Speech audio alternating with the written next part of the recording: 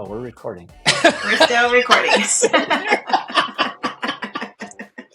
And that just became a blooper, folks. Golly. Oh, anybody can do this if you're watching this blooper. Okay. All right, here we go. Welcome to The Notice, a podcast from OTAVA with host TJ Howski and Melissa Locke. All right, well, welcome to The Notice, episode 7, and I am so excited to be hanging out with my friend Mo, and we are really excited because we have a special guest. So Mo, tell the audience who we got coming on. Yes, this week we have Yves Sandfort. He's from Comdivision, and he's joining us. He's a partner with us on the Road Again campaign, so we're super excited to have him on to share his wisdom. Very smart individual. Looking forward to it. It's awesome. And you know, I think there's a couple of things excited to prep the audience for as you listen. You know, Yves has been a friend and a partner, a strategic alliance for us, if you will, for the last 3+ years, almost 4 years now at OTAVA. An incredible thought leader, he, his business, and his team in the area of advanced technologies, largely, you know, cloud. But I think it's going to be a lot of fun to be able to spend time with somebody that shares a mutual passion, first and foremost, for people. And wanting to solve problems with technology, but also a little bit of nerd time, you know, to geek out on the tech talk. And I'm thinking, Mo, maybe you can get Kubernetes in there somewhere. You're really good at getting that word in. Okay, challenge accepted. I'll do my best. I really am excited to hear from him. But before we dive into that, what's been going on in your world? I got to see you in Denver this past week, so that was good. Good to see you in person. But what's going on with you? It was good. Denver was fun. Shout out to the Drift Ding and In-N-Out Burger, right? That's right. We would love to get In-N-Out Burger as a sponsor. No, we had a really great time. You know, like any business, strategic planning is an element of focus throughout the year, and quarterly we're incredibly intentional to pull people together for a lot of things, professional development and growth, but also planning. You know, like how are you doing against plan and the different areas that you measure for business success? And then what are the things that you want to do in the next year? And then for us, we're working point in time now on a 5-year forecast, a vision of where we're going and what we're doing, and On the Road feeds into that. So it was really fun to get together and to go through the details. And then obviously, you know, both of us, one of the things that we share in common is just a passion for people. So to put that many of us together and have a little bit of fun along with getting what I think to be, you know, really meaningful work done was awesome. So I really enjoyed that time, and it was fun to see in 3D. You're fun in 2D, but you're even cooler in 3D. So. Great, thank you. No, it was good, and I too, you know, enjoyed the meetings. And for me, it was just good to, I don't know, I always come away with this another layer of understanding of our overall business and how it works. And we have a couple new leaders on our team that are bringing new perspectives, which just gives me a deeper understanding to seeing it from a different view, and just extra knowledge, you know, being poured into our team, which is valuable. And then, you know, looking at the 5-year plan and then breaking that into, you know, our rolling 1-year initiatives. And, you know, we have some people initiatives, but then like, how do we get into the tactical pieces of that? And so I'm anxious to get busy on that piece of it, of course. So, yeah, but it was a good week. Good to be around people in 3D, as you like to say, and laugh. We did a lot of laughing and got a lot of work done. So it was good, rewarding. Let's do our people props. Do you have a shout out for this week? I do. My people prop is the one and only CD, as I call her, but Cassidy. That's a good one. And my shout out is because for all the people that don't know, she's one of the silent heroes. So I wanted to put together a really special takeaway for this most recent quarterly get together. And, you know, part of a leader's responsibility is to cast vision and then help other people understand how to execute to achieve that vision. And so we did a neat little exercise. There was a lot of side work that was done on Confident after hours, and a lot of sweat equity and talent that was put into it. And so there was no way I could have delivered that without her help. And so Cassidy, beyond running our podcast and helping with all of collateral creation and design and so much other stuff, this particular exercise that she helped me do, I'm really grateful for. And so I find CD, as I call her, to be awesome, and I'm super grateful. And so my shout out is for Cassidy, or CD as I call her. Yes, that's a good one. She's done so much for this podcast and for the marketing team, the sales folks. I hear 100%. good things about her all the time. So that's awesome. Yep. All right. So who do you got? Yeah. Yep. Mine is Laura Martinez. And so we had this strategic offsite, and there's always someone in the background just making sure there's water, there's food, there's, we're on time, we're doing what we need to do. And she does such an amazing job. We wanted for nothing, and we had to ask for nothing because she was just one step ahead of us the whole time. And she's just amazing at what she does. She has a servant heart, takes such good care of us. So Laura Martinez, thank you so much. MVP, super grateful. Absolutely awesome. And man, oh man, was some of that food amazing. It was good. Yeah, she did a great job picking out our menu. Yeah. It was great.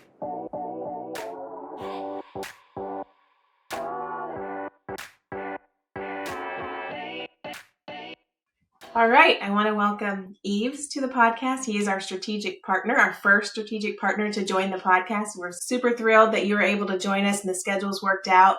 I want you to just kind of start by telling us a little bit about yourself, personally and professionally, and then about Comdivision. Yeah, thanks, Melissa. My name is Yves Sandfort. I'm the CEO and founder of Comdivision. I actually founded Comdivision back in '96 already with a colleague. He then later on decided to go in other directions. But from our initial business of being a data center and services company, we focused out that being in the architecture and IT services space makes far more sense for us. And then over the last couple of years, that developed even stronger towards an area where we said is like an area where we are really good in is actually helping service providers, MSPs, and other people actually designing, like the dream they want to have to build something for their customers, and also sometimes be a bit of the devil's advocate and actually tell people is like, yeah, you can do that, but there are 5,000 other people who do exactly the same. Do you really want to be 5,001, or shouldn't we actually come up with a different business plan? So that's also what I like about my job is it's no longer just tech. It's actually far more also having business discussions, having discussions about how to grow and really build something out of it. Nice. Tell me a little bit about you. So I am a father of two kids, and with that being said, one of them is 2, the other one is 6.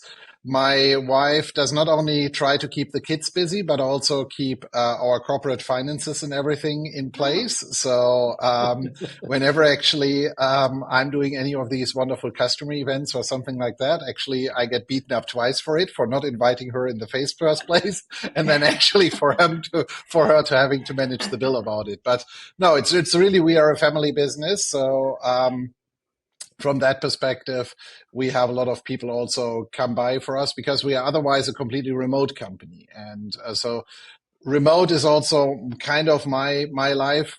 So pandemic has changed everything. Before the pandemic, I was basically on the road 3 weeks a month in most cases. Then we had a pandemic.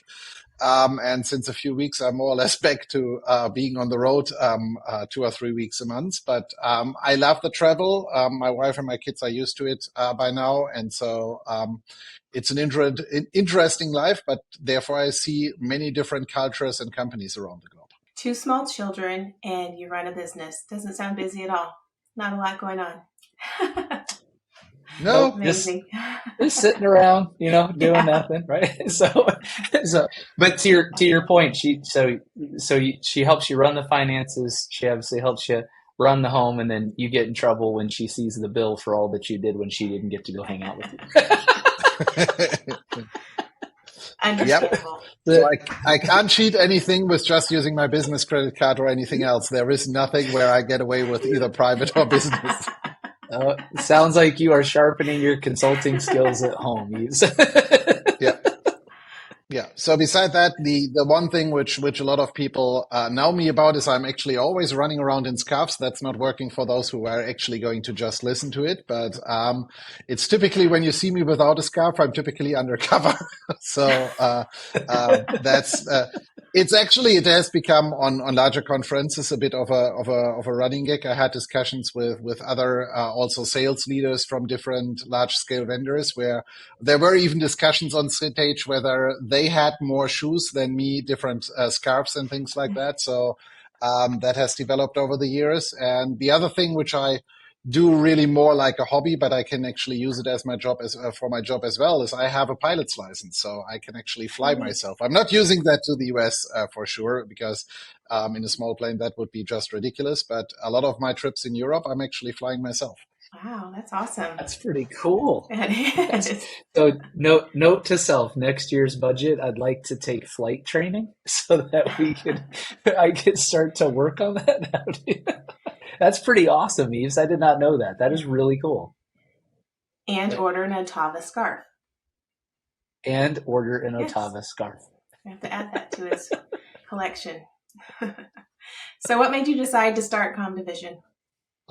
Basically, it really makes you always feel old when you talk about that. But when we did that, yeah, now 27, 28 years ago, there was still, at least in Germany, the starting phase of the internet. And the good friend back then, who started the company with me, his father had an ad agency, and so they wanted to build web pages in the early days. So when we were talking about web pages, that was basically still, hey, can we really afford to put this image on there? It's going to be large, and large meaning a few hundred kilobytes.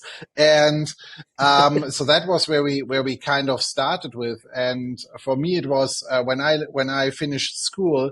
I tried to actually find or try to find education in IT, and back then it was actually still very difficult. And majority of the options were more or less I started with a company and actually started as a trainee there and figured out that after a very short time that actually I already knew more than the guy who should train me, and therefore I was more doing window cleaning and everything else. So I decided maybe it's the time to do that. But yeah, my parents had their own company and everything else, and so then it was more in the nature of me in actually starting my own company by itself, which always leads to the fact that people come and say, it's like, yeah, if your parents were already having their own company, so it must have been easy because you got capital and you got everything else. And believe it or not, the most people who I know also who actually come from a entrepreneur's a family or something like that, all of them tell you the same story. There was no money. There was no assistance. It's like, you actually, here is $500 or something like that. Go figure out yourself. And by the way, from these $500, you also need to figure out how to live. If you decide that you want to do that, but do it the same way as we did it. And, as much as I hated them for that over the years, I also must say by now it's like I can actually say it's all mine. I did it all by myself. I created it all by myself, and yeah, the worst case, the only people I have to thank for is sometimes some banks who gave us money at certain points to actually grow to the next stage. But so that's a good thing because it also there is no safety net from that perspective, and I think that's sometimes when you build a company, that's an important part because when you do not have a safety net, it needs to work. There is no plan B or C or something else. And this is also when I work with startups in the Bay Area or anything else. It's like sometimes it's interesting when you talk to founders and you have some who come up with a similar storyline and basically say it's like, yeah, this is my only plan. This needs to work, and I will make this work. And that is much more likely to get any kind of funding, mentorship, or anything else than if you have these who basically explain you in the second sentence is like, yeah, and if this doesn't work out, I have this, and I have my retirement funds, and I want to have high risk capital from you, but I'm not going to touch any of the money which I have on my account. And I go, it's like, so you basically want to have a hell lot of money from me or from others, and you're expecting us to take all the risk, and that doesn't really sound very compelling for us. But yeah, so been there, done that quite a few years, have been involved in several startups, but I'm actually more happy now that I'm more on the mentorship side and not actively because Comdivision keeps me busy in growing. The kids want to have some daddy time as well. And so I stepped back a bit out of the being startup in the startup scenario as well, just being the mentor from time to time for some, but that's all. It's awesome. Yves, do you find you've been doing this for, a long time now, and what a lot of people may not know is that largely you've been centering in on cloud technologies, right? So over the last several decades, whereas some people tend to gravitate away, right? They start in one area and kind of pick up a lot of other pieces. I would say um, from looking as an observer outside in and then developing a new relationship, a new friendship, and getting to learn more about you and your approach, you've stayed very focused on, hey, even in entrepreneurial spirit and even in all the things that we're doing, cloud expertise and taking the complex and making it less complicated and helping people be successful in this area. Can you talk a little bit about that? Because there's a difference between being an entrepreneur all over the place and being a focused entrepreneur to create outcomes. And I think that that's what you've proven is over 30 years, you have, Malcolm Gladwell's rule, right? Like 10,000, you've absolutely, honed your craft to create the success that you are today. I think the big point is when you look at it now, it looks like it's always a straight line. But reality is when we also look at it is like when we started, we had data centers, you had remote access capabilities and things like that. But really over that time period, 25, 30 years, it's basically where the bits and pieces developed and became cloud, became something else. I remember when we started back in the days with these web services, we were one of the first to actually rent software. Now it has a term. It's software as a service. I remember where Salesforce came out and they were actually running around with their big no software sign all the time. They even had people running around in costumes like that at their conferences and things like that. So I would say in this industry, yes, we are talking about now that it's cloud technology, but in reality, when you look at IT always is in waves. We have things where it moves more near to the user because we have new technology, new things, and just based on that, we haven't fully developed the technology yet. We need to have it as near to the user as possible. And then once it evolves further, we actually push some of that back into a data center. And then we need to figure out how to manage that over there.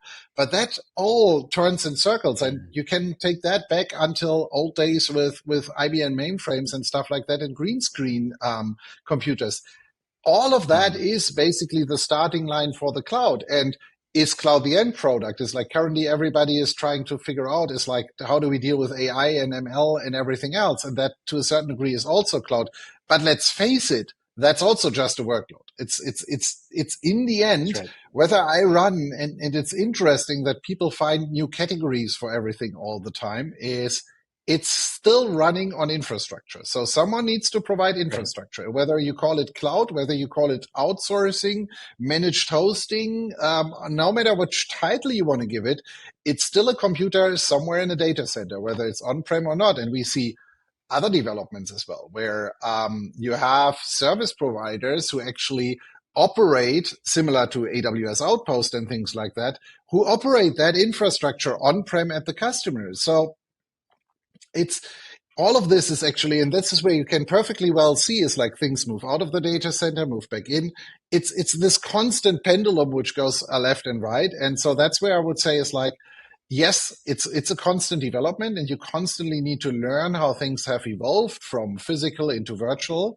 About a few months ago, I held a keynote at a service provider conference in Europe where I said, it's like, look, 20 years ago, we had the discussion when someone became a service provider or hosting provider or whatever, that they owned the data centers and all the infrastructure and everything for it. Then over the last couple of years, at least for smaller ones, they figured out that it is actually a better way to rent yourself into something. And by the way, talking about smaller ones, even Google, Microsoft, and the other ones are doing that in certain areas. If they don't know if they want to stay there, they first rent themselves into a different data center.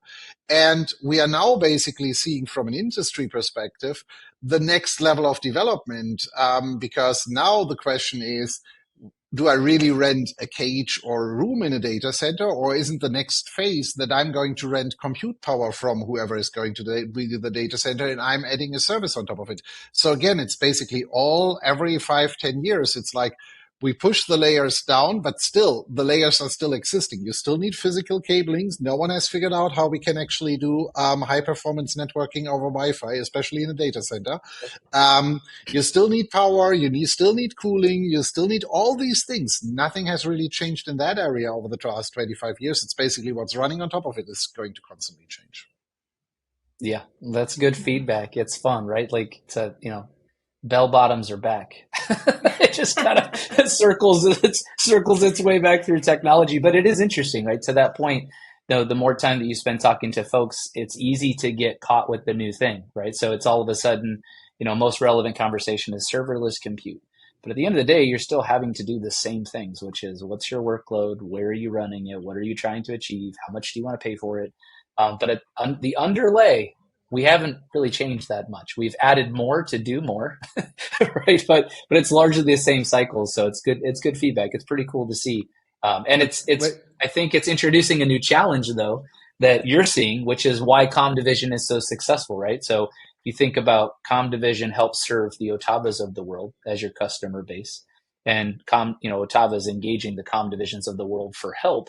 Because what you're finding is, especially when you're talking about helping in a service provider world, every customer is different. What they have in common is they all have opportunities and they all have challenges.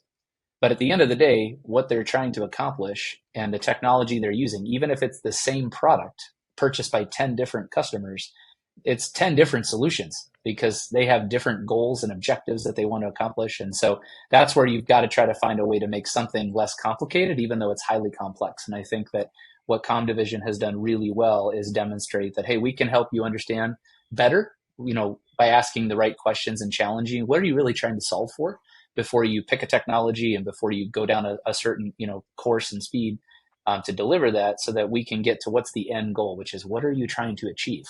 And then we can marry all that together. And so we've really appreciated that. And I think you're spot on in the cycles of life that happen in the tech space.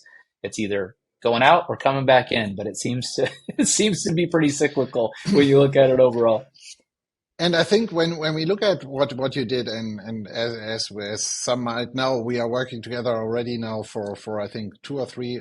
I think it's already over 3 years. Yes.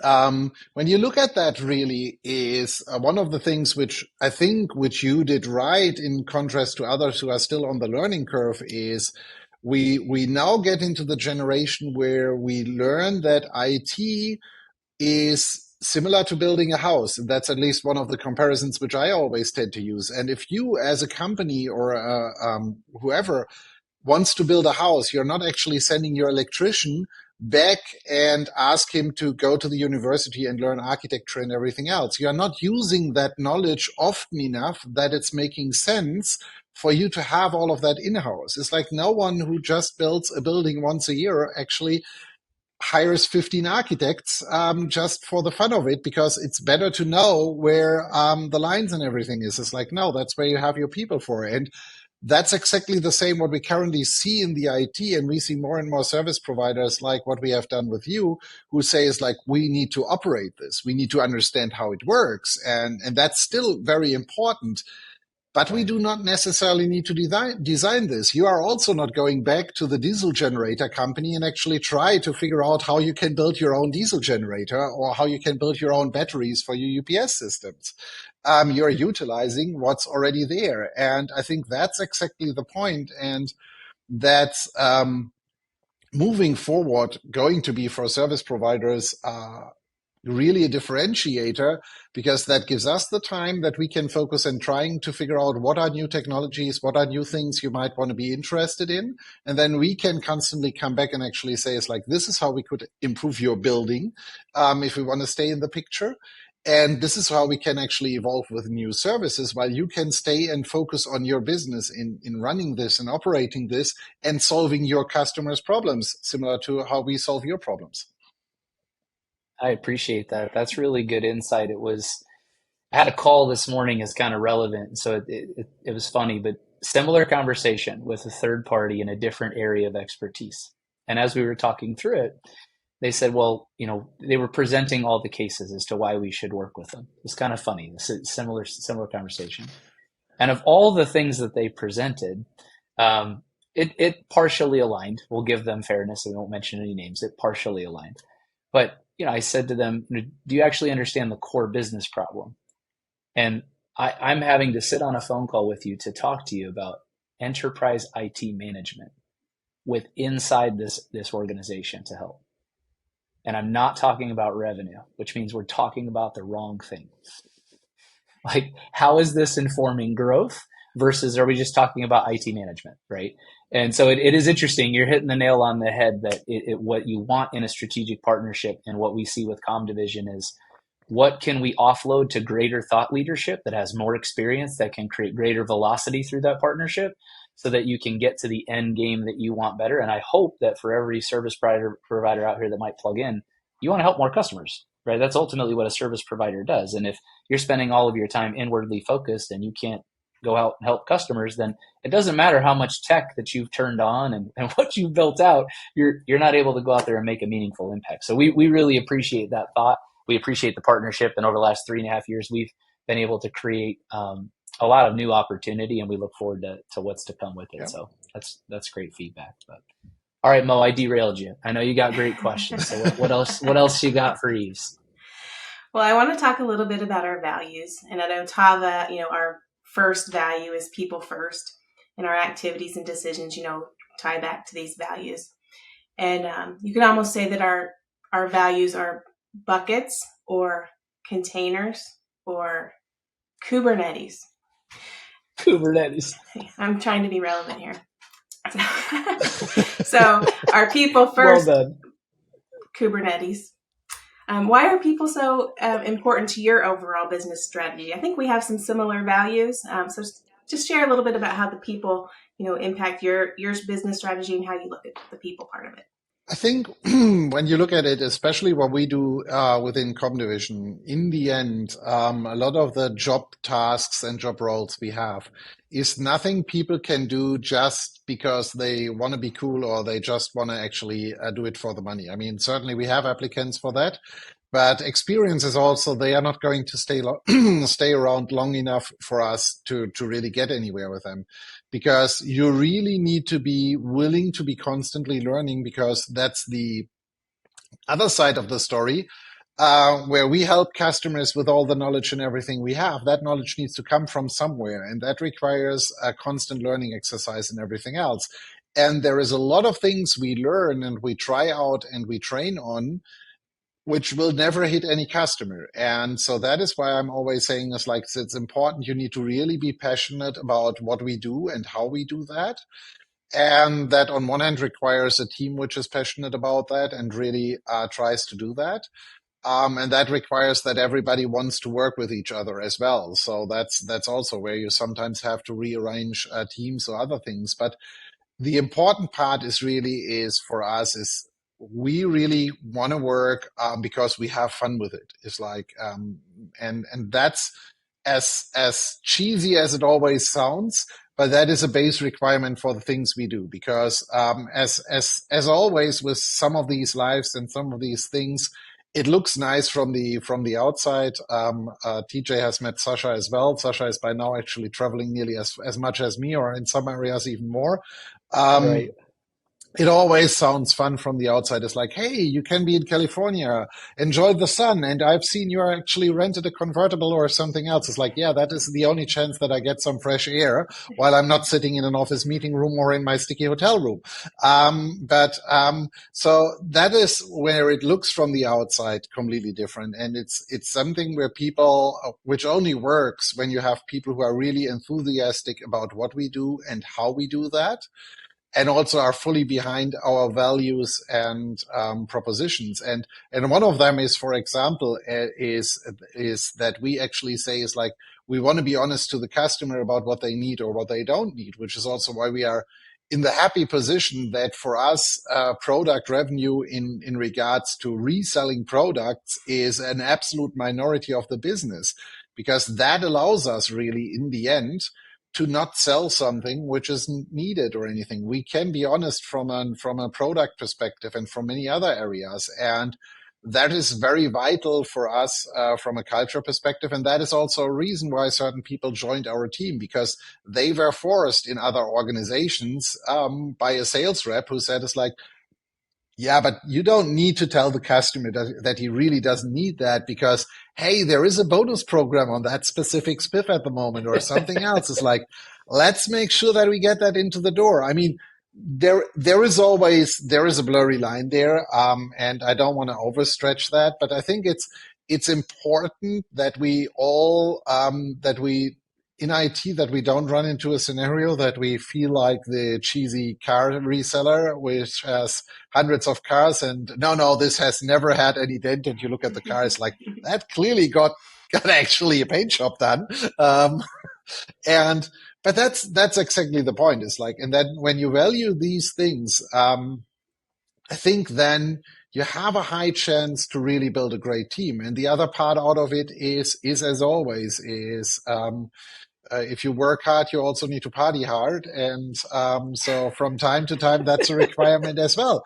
And again, it's like, that would be sometimes when we look at some customers' compliance tables, if the customers would need to pay for that, that would never go through. But the point is, these are all very hardworking people, and it really depends on what people are working for. It's like, next week, for example, we run a service provider workshop in Frankfurt, and I said, it's like, majority of the audience is more techies. It's like, because they came up with a plan of a fancy meal. And I said, it's like, just throw a PlayStation in the middle of the room and actually deliver 15 pizzas. They are going to be more happy than with a 5-course meal where they actually are trying to figure out which fork is for which. And that's fine. It's like, you need to take people where they are for what they are, and not actually try to do something just because it's fancy or because the person who actually runs the event just want to have a 5-course dinner. It's all about the people who are going to be there and how you actually join and enjoy all of this.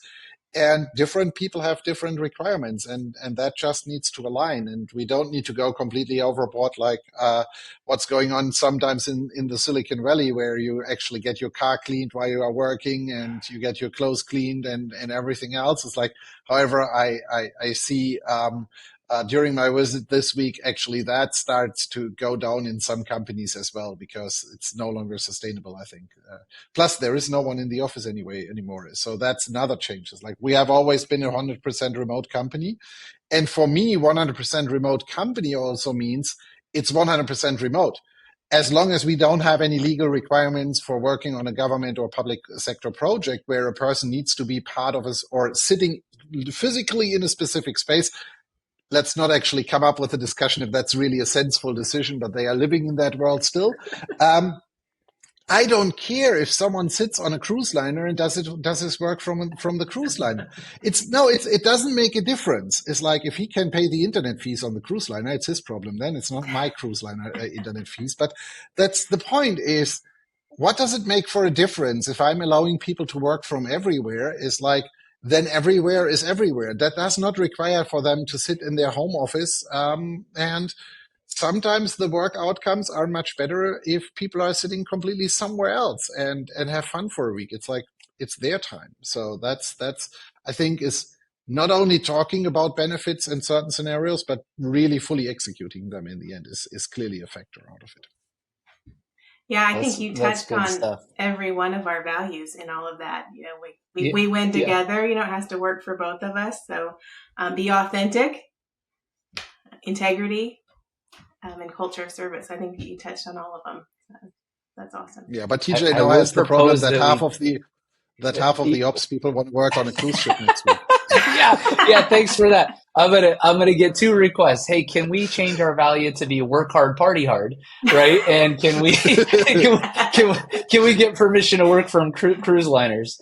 Yeah. Oh boy, here comes those calls and requests. But no, I appreciate the feedback. I think you hit the nail on the head of what you're really saying in all of that is recognizing that there's an individual person, there's a human, participating in all of this, and to be able to get the most out of somebody.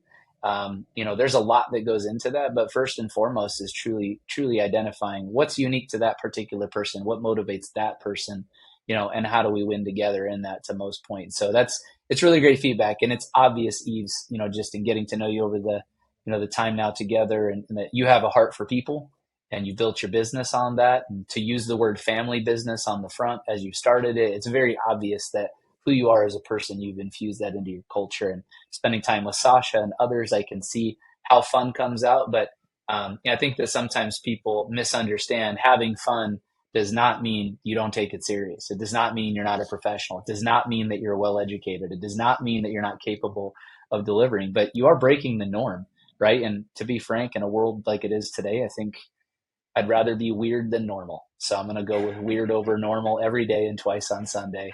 And I'm going to submit for my pilot's license and change the value to party hard, work hard. I mean, work hard, party hard. Well, I guess I'll have to figure that order out there, Mo. But so that's first, really good. First the work part, then the party. Otherwise, we then tried it the other way around. It doesn't really work out very well. Yeah. That's like, oh, that's college. You're not supposed to do that in the world. So, and I will tell you, TJ, you're really nailing the weird thing. I mean, you've got it. You've got that nailed. So you could probably stop working on that part. You said bring your authentic self. So I was just like, bring the authentic self, right? That's right. Just start with the next board meeting. Let's start with a party and not work. I am absolutely sure that will go over really well. So.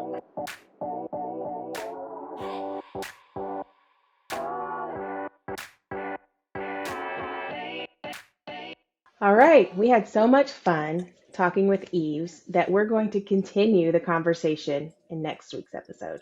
Yeah, so make sure to listen and hear what we're talking about. Hot topics include artificial intelligence, some more from our On the Road campaign, and just general thought leadership from Yves and his 30 plus years in the industry.